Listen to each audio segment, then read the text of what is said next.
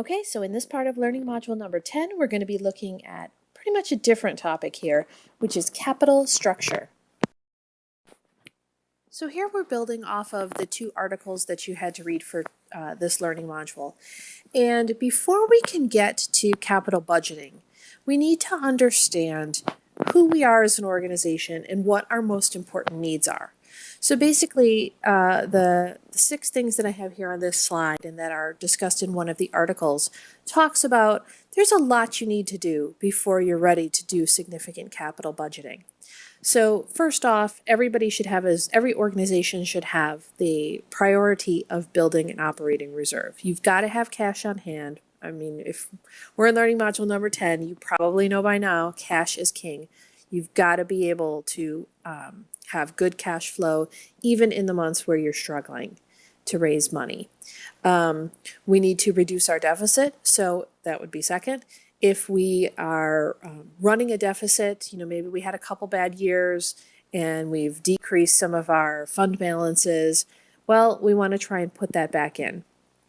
Put that money back in. And so that would be a bigger priority than some of the other things that are lower on the list.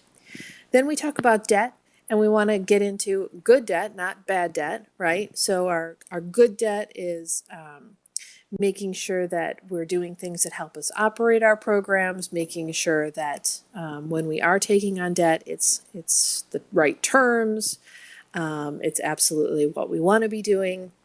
Then we want to invest in furniture, equipment, and technology. So we want to take a look at making sure that our team has the tools to do the jobs that we're asking them to do. So, for example, it doesn't do us any good to go out and buy or build a new building if we can't afford to put good computers in it. It would be better off, or we would be better off as an organization to say, all right, let's take some time and let's invest in making sure that we have the right equipment, that we have good printers, that we have good copiers, that our folks have the laptops that they need to do their job before we start looking at big capital projects.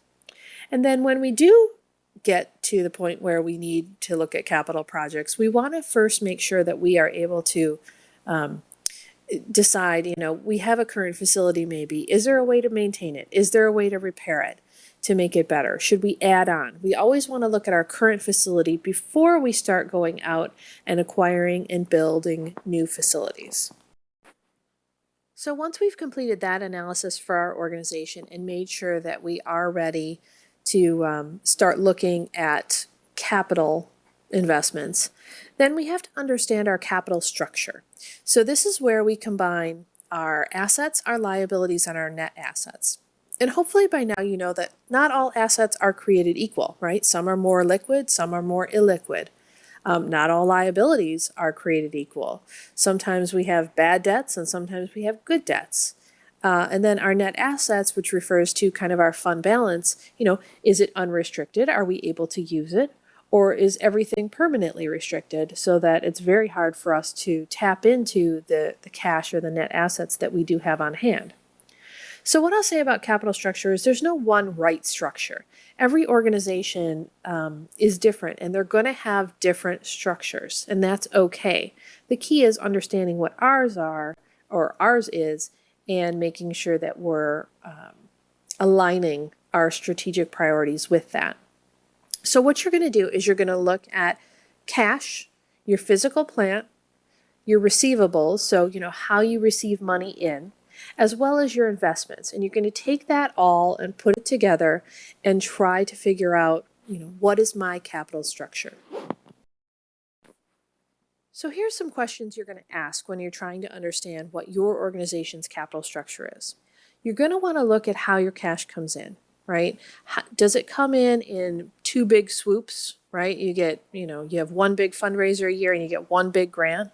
Well, that tells you that you, from a capital structure perspective, that you're really dependent on these 2 funders, of course, and you're probably at a very high risk in terms of either the grantor pulling the funding or something happening at your major event. And, if either of those things went wrong, you might be in some trouble. You want to look at what type of assets you own. So, do you have your own building? Do you operate out of, on a short-term lease that would allow you to move quickly if you had a great opportunity? Do you have heavy, staff needs? Do you use mostly independent contractors that can come and go, or do you have 200 people that you have to make payroll for every 2 weeks? What type of cash do you have on hand, and where is it located? Do you have an endowment? Is it, a true endowment where it's permanently restricted and you can never touch the funds? Or is it temporarily restricted, is it a board designated fund that would allow you to have more flexibility in terms of spending? Do you have that rainy day fund? What does your fund balance look like? And finally, what are your furniture, equipment, and technology needs? If you are a capital intensive organization, you may have very heavy equipment. So an example that I use is Focus Hope here in Detroit. Focus Hope has, they are a manufacturing training facility for people who are trying to get, better jobs. And so part of their capital structure is they have all this heavy machinery that they train people on. So it would be very hard for them to move to, sell their building and go and lease somewhere new, because they'd have to take all that heavy equipment with them in order to continue doing their mission. So there's an infinite amount of structures that you could put into place. I just kind of hit some of the highlights here. If you are a capital intensive structure, you're going to have high physical plant costs. You're going to have significant capital infrastructure. So, we're going to have our building. It's going to have a bunch of stuff in it. It's going to be very hard to move. We're going to be what we would call heavy in terms of, what it does is it makes it so that you don't have as much flexibility in terms of taking advantage of new opportunities or growing and going into a new facility. If you have your own facility now and you have tremendous amount of infrastructure and equipment and technology, it's going to be very hard for you, or at least harder for you, to think about taking advantage of new opportunities, because whatever else you do, you have to maintain your physical plant and all of the things that you have now. Another type of structure is very labor intensive. So if you have, if you are a very staff driven organization and you have 200 employees, well, you may not have as much flexibility to, shift them over into take advantage of new opportunities. The more employees you have, generally speaking, as opposed to contractors, the more we would consider you, quote unquote, heavy, and certainly labor intensive.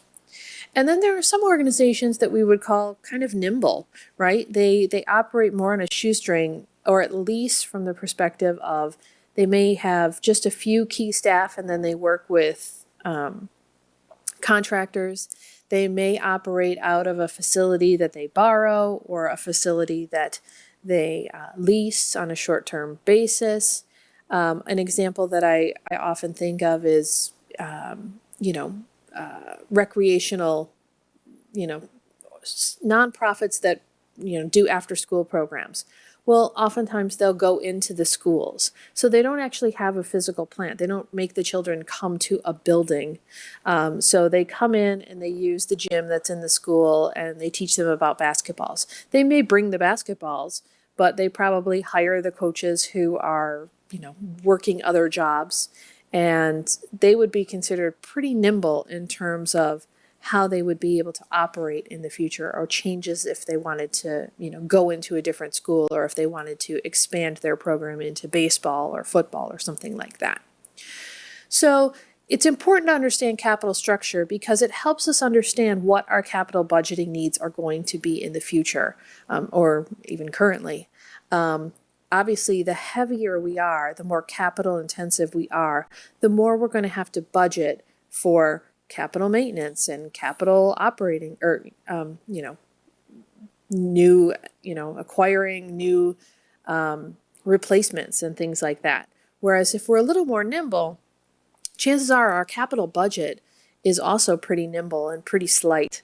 We may have to replace a laptop here and there or a basketball here and there, but generally speaking, we're not going to be having a huge capital budget. So with that, I think when you're ready, you can go on to the review of key concepts for learning module number 10.